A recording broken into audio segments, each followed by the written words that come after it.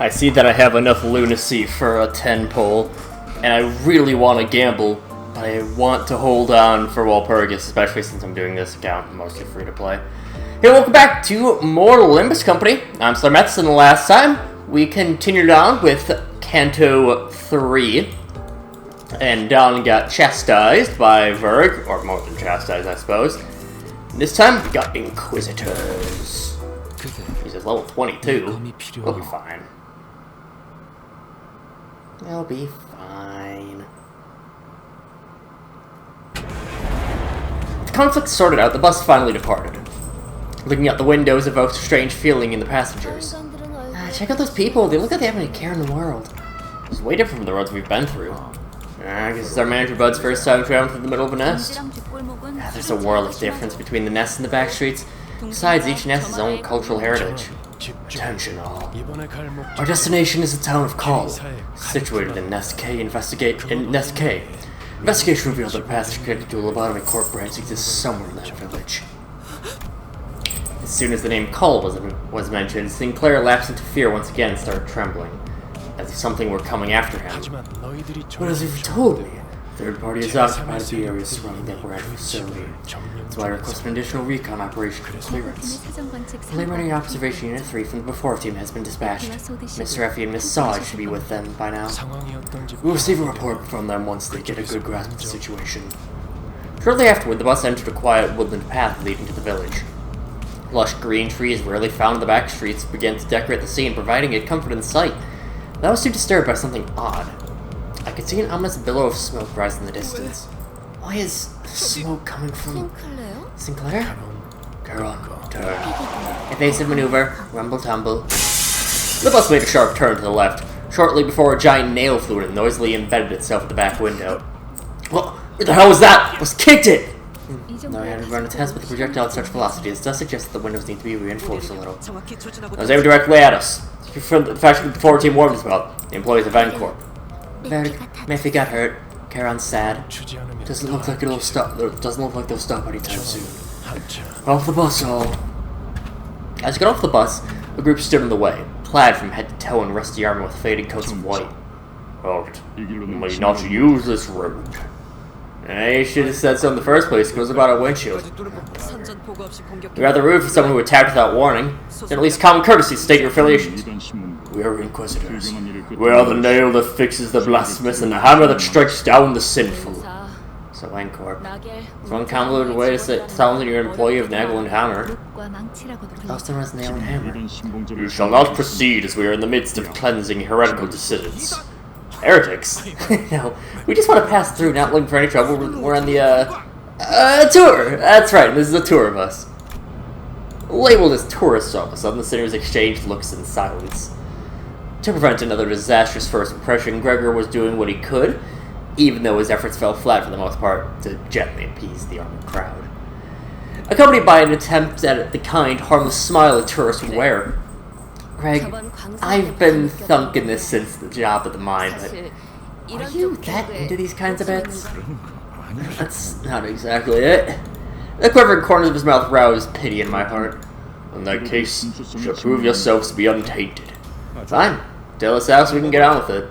The Inquisitor suddenly pointed in my direction. Behead that blasphemous traveler. Me? And kneel before our hammer as you consecrate their head to us. Such will provide that you are untainted ones, and your journey shall continue without hindrance. You will, of course, have to part with the defiled vehicle as well. We'll have to spew on, don't you, blokes? Well, I don't know who you think you are. Would you look daft enough to do as you say? Furious, Heathcliff was the first to quit playing as a harmless tourist. Heathcliff, you didn't have to. Put up a trifle twist. Who are you telling me to kneel? The Inquisitor, as was declared to us, nodded in response. Understood. Then I declare all of you to be heretics. With that, the group of Inquisitors moved into position at once, ready to attack. It was this mission in specific that I think was the first time I actually had to grind, or use XP to... one of the two, I don't remember exactly which. But, Nagel und Hammer. They're kind of easy. They're not like... I mean, there's There's definitely more difficult enemies out there. But there's also easier. Again, this is like it's the start of enemies that could be considered a threat. Again, always have to specify, not a massive threat, but a threat nonetheless. Someone we gotta keep an eye on.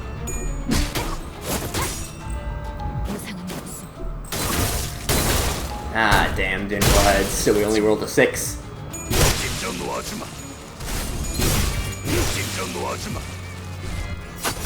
God damn it, we missed the heads on Mutilate too?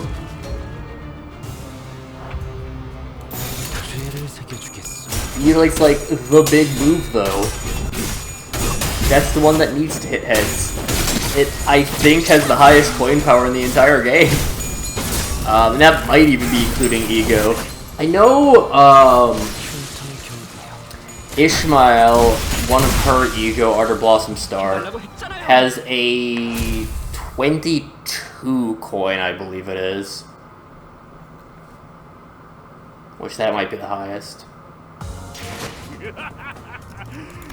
I want to say, off the top of my head, that, why is that one lower level? Whatever. I want to say that Mutilate's the highest coin power in the game. Getting back on the bus, Vergilius greets us by casually lifting a hand. Oh, they're a little trickier to deal with than your usual foes. I keep saying I could have done a lot faster if you liked a hand. And as I always answer, don't be any point to this if I help you. These people, they labeled us as heretics. So what is their judgment based on? I think they were targeting me. Nuggle and Tamar, knowing that values experience above all else. We're so muttered vague. Experience. Humans are made to have experiences, and actions appropriate for the worth. That's what they say of it. Told us to offer up the severed head of our manager. It means they're back. They didn't forget coming back like that. Sinclair was almost having a fit at this point. Rogio looked at him with pitying eyes, but there was little she could do about it. Dad, Greg, the sound box is being noisy.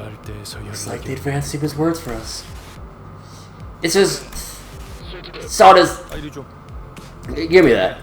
Effie, this is the bus. Everything's over there. You shall there hear your every sin and be purified. Effie? Is that Effie's voice? Something else. No, actually, is that even a human voice at all? Whistles. Sinclair? What are you talking about? You heard the whistles right at the end, faintly. What is there now? It's her. That wretch is here. Is there. After all this time to destroy the rest of our town. Calm down, Sinclair. What do you mean by whistles, and who is this wretched woman? She's waiting for me. That was a message calling for me. Resentful tears were streaming from Sinclair's face as he rambled. Hang on. There are people like the ones we met up on the road up ahead. I should go back. What? Can't we just head back? I don't want to go. Just turn around. Tip the steering wheel and get out. What's wrong? What are you so worried you walk into? We shouldn't go. We'll all die. We need to go back. Real Sinclair. Don't be upset. Oz was calmly flicking her wrist. Liver light blow to the stomach to knock him unconscious for a short while. Nothing more.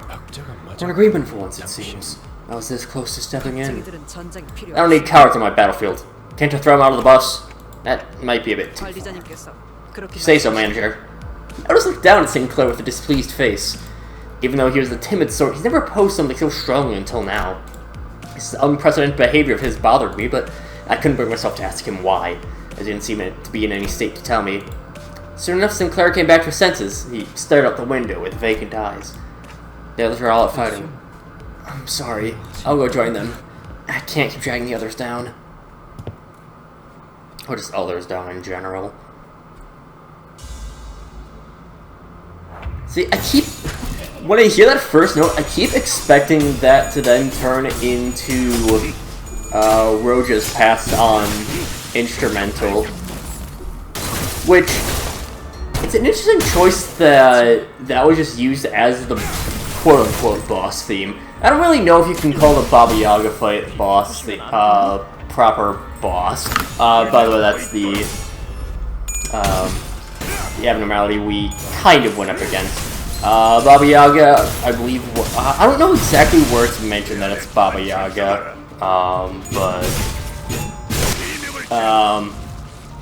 and that was the chicken-footed castle that was chasing after us.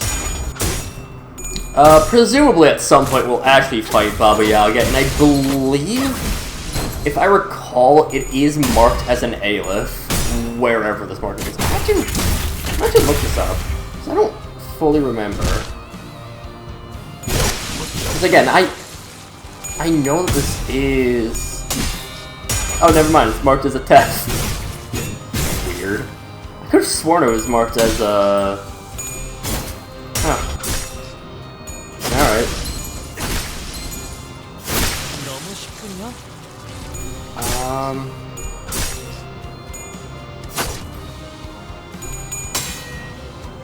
Yeah, I don't know exactly where.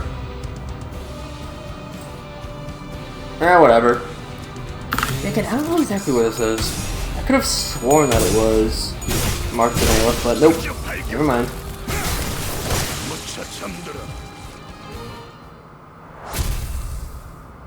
Weird. Okay, I think it's the foot is technically an observable enemy and that has a Teth marking on it. But I think it's just internal. Bunch of internal stuff. Inquisitors 3. One thing I will say about the game, so like right now we're getting a lot of like this mission 2, this mission 3. The game really cuts out on the filler battles later on. There's a couple here and there. I believe, I want to say Kanto 7 doesn't have any, like, proper filler fights. But I might be wrong about that. I don't remember any filler fights in Kanto 7. But overall, like, we'll see this a lot in Kanto 4. They have a lot of filler fights in Kanto 4. That's really the biggest issue with that one, is the amount of filler fights. But again, we'll get to that later. 3, again, it has filler fight here. I think it has a couple in the dungeon. But for the most part, it's just this. Just these couple of fights that are any sort of just combat for the sake of combat. Again, the unfocused encounters I'm not the biggest fan of. Like, they're fine, but you can't really strategize all that much with them. Surely due to the fact that you can't choose who you're targeting. This becomes an issue later on. There's a few kind of boss fights that are normal encounters. But yeah. Silent Night.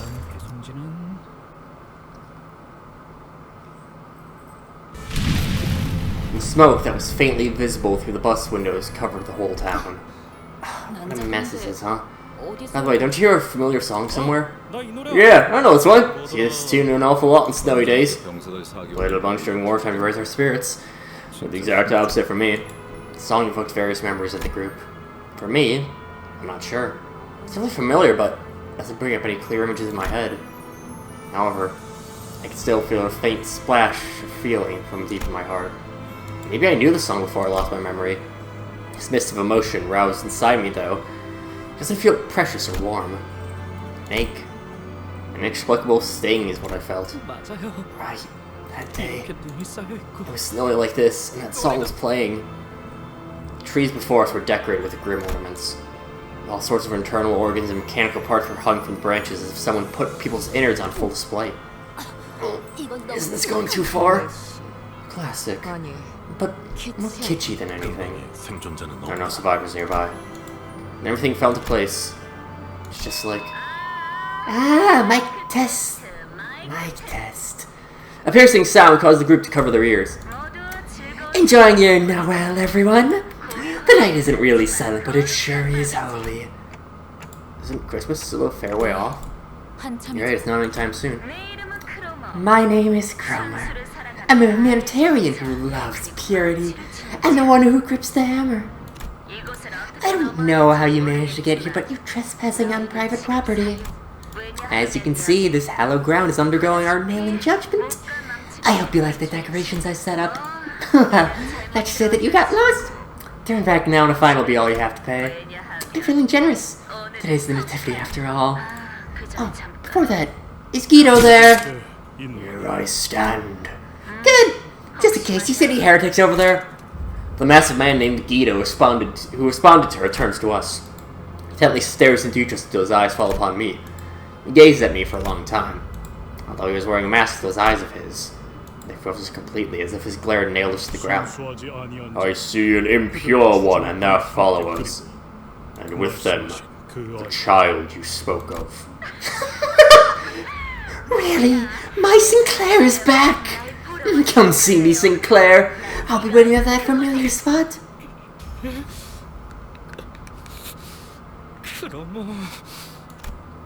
can hear Sinclair grinding and gnashing his teeth. He made a dreadful noise. I couldn't be sure if it was from hatred or fear. Take out the rest, Guido. How should I myself? I wouldn't mind. I urge you to focus on hammering the impure, or one who grips.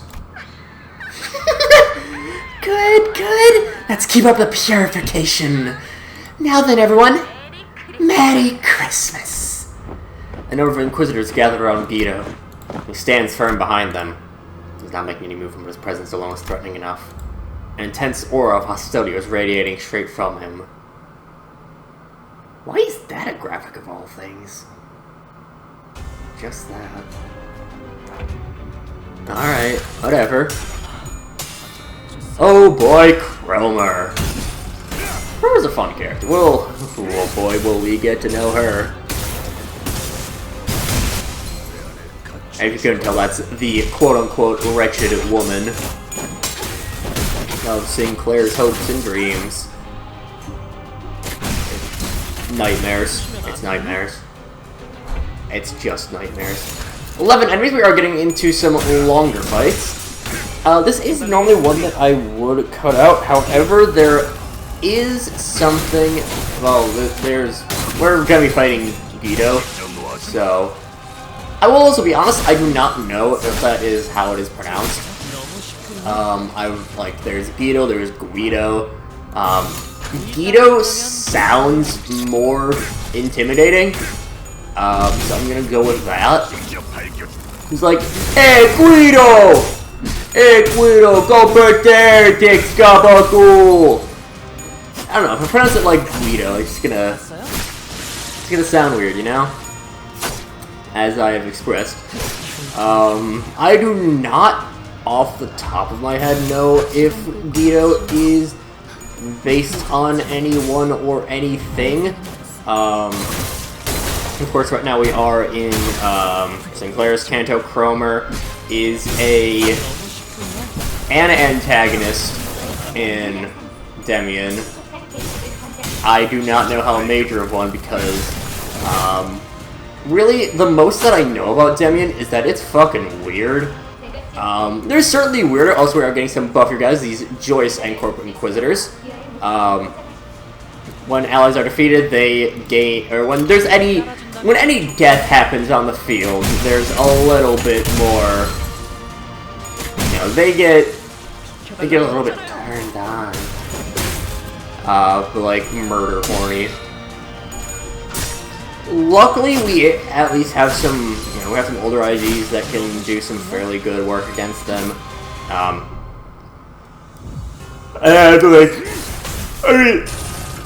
Wild Hunt is one of the best IDs in the game. It is amazing that we managed to pull him.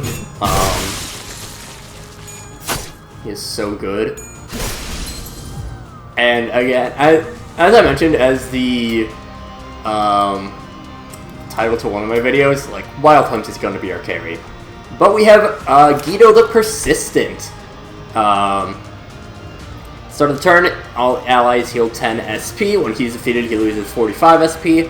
If he is Fanatic, he'll deal 50% damage extra. Fanatic is a status that we haven't seen yet.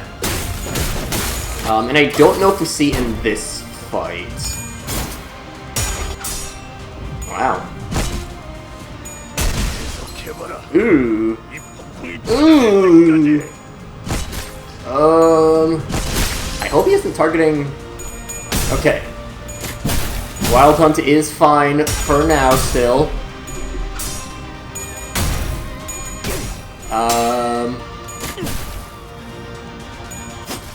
Okay, we have him staggered at least. Nagito is... I'd say the first tough fight in the game. It's not, like... No, that's his alarm going off. Yeah, I wouldn't say that it's a, like, super difficult fight, but I would say it's a tough fight. Sure enough, that was a tough opponent. We should move before they come back to their senses. Shameful thing to say. Soldiers not retreat before the enemy when the victory is in sight. Did you save the military drill for a better time? Ishmael's right. It's not something we can beat easily. We'll fall back. Norris reluctantly backed down. Sinclair, you know that Cromer meant by that familiar spot? That's... well... Sinclair shook. He was seemingly overwhelmed with dread. But I could also see a teeth-grinding anger that surpassed his fear. Looking at him, a thought blossomed in my mind. You need to talk, Sinclair. Tell us what you know and you'll prevent half the deaths we might suffer. It'll also raise the likelihood of our success. Looking forward to hearing something useful. I'm doing the right thing as the manager. Sinclair shook his head upon hearing my words, breathed in, and finally opened his mouth after some struggle. My house. That's where Carl must be. So I know that, bud. Oh, my head's still pounding thanks to her shrill laugh. I met her at school. Oh boy, is she a friend of yours? Yeah, whatever's going on, I'm sure we can talk it out. She's not my friend. Homer killed my family. My bad. Prosthetic head hanging from a tree slowly turned to face us. Lights and sparks occasionally flickered within.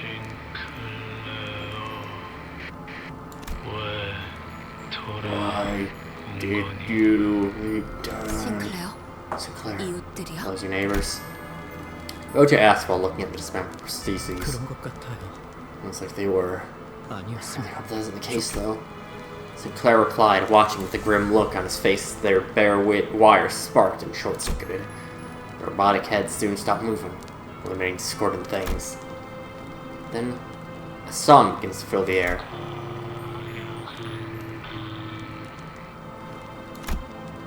All the heads hung from the trees are singing the same song. The carol, leaking through the vocal units of so many lifeless heads, lands on the flames below. It's clearer than ever now. Prosthetic bodies are a heresy to them. Though it has been quite a while since prostheses were first introduced to the city. Many people still find them foreign and alienating. Our town is called the holy site of SK's prosthetic industry. Most residents work in manufacturing high-end prosthesis components. We've been keeping an eye on our town for a long time. So was your family. Yeah. My father was the owner for a fledgling prosthetic company, too. Is that why? No. The way I see it, attributing to a high-flowing cause many kind is giving too much credit. They're just lunatics, consumed by madness and violence. Ishmael stared to him. While I was staring at the Christmas tree decorated with his neighbors, Sinclair turned to me. Manager, I have a question, if it's alright with you. What is it? Well, how does it feel? Feel? Yeah. I mean, how does it feel to have a prosthetic replacement for your head? I was a little taken aback since I've never had anyone ask that question before. The issue is that there's no way to know how I might have felt before I got a clock for a head. That's... Oh, it's... I'm not trying to argue with you or anything. That was probably rude of me. I apologize. No need, it's alright. You know, the sinners were a billion times ruder than me with their daily interactions anyway. I'm afraid I can't answer that. I don't remember a single thing about my life before this clock. I see. I've always wondered what it feels like when there's something sitting there where your head should be. My family said it's no different from wearing a hat or a watch. I just couldn't picture it well, no matter how I approached it. Now, I'm a survivor thanks to that. I'm sure the procedure seemed terrifying at such a young age. You don't have to feel guilty about that. It's not it. It's nothing like that. I'm afraid I'm not as innocent as you might think, Dante. Sinclair quietly hung his head. I racked my brain for appropriate reply, but no suitable words of comfort came up. Only unpleasant sounds of sparks and flames filled the street. One thing I really love about Limbus is that Dante is not a player character, if that makes sense. Like, Dante is their own person. Dante is someone that, like, before this point, he's a massive wet rag of a person, and Dante still is a wet rag. Also, yes, again, I mentioned this before. I do know that Dante uses they/them pronouns. I'm someone that I do naturally attribute certain genders to certain people. So I will, and Dante, of course, Dante Alighieri was a dude. Dante named after Alighieri. That said, Dante in Library is a girl, I believe. But yeah, I am going to often use male pronouns for Dante. Again, not out of, like, malicious intent. It's just that's what I'm used to in my personal life. But Dante is very much a wet rag of a person, and they still are at this point. But we start to see a lot of the growth. Like, we're starting to see some growth. Like, to this point, Dante hasn't really done anything managerial. They've kind of just fucked everything up, in all honesty. But this is really the first time that Dante stepped in and been like, alright, I have to say something. I have to manage. I have to actually do my goddamn job. And it's still not much, but I feel like just in terms of, just seeing the effect on the Sinners, that little nudge was enough for Sinclair to start talking. That little nudge from Dante is enough to at least get the ball rolling. And I think it was a very smart decision to have Sinclair be the first person that Dante really tries to do anything managerial with. Because Sinclair's not the most wet rag character. I would say Yi-Sang is. But Sinclair is, most likely, the youngest character in the cast. Technically not confirmed. I believe the only age we do have confirmed is Gregor at 15. Or, not 15, Gregor at 35, I should say. But the only ones we know are, everyone is at least 20, because of fixer licenses. Gregor is 35. I don't recall exactly how we know Gregor is 35, and Otis is older than Gregor, because I think she says so at some point. That's all the age stuff we know, but Sinclair is most likely the youngest. He's probably around, maybe he is right at 20, maybe up to 25. But because of that, he's someone that is still rather amicable to being influenced, rather amicable to being ordered around.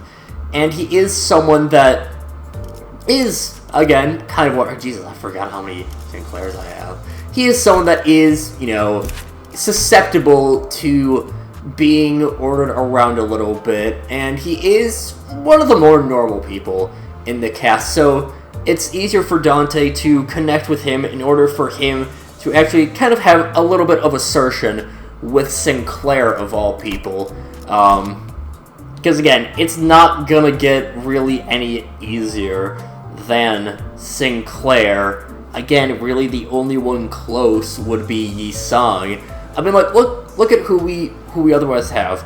We have Gregor, who is someone who has a lot of life experience, and he is someone that, he's very chill with a lot of things, and he has taken orders a lot of the time as a soldier, but because he's always been used by other people, he's not going to be that person willing to open up.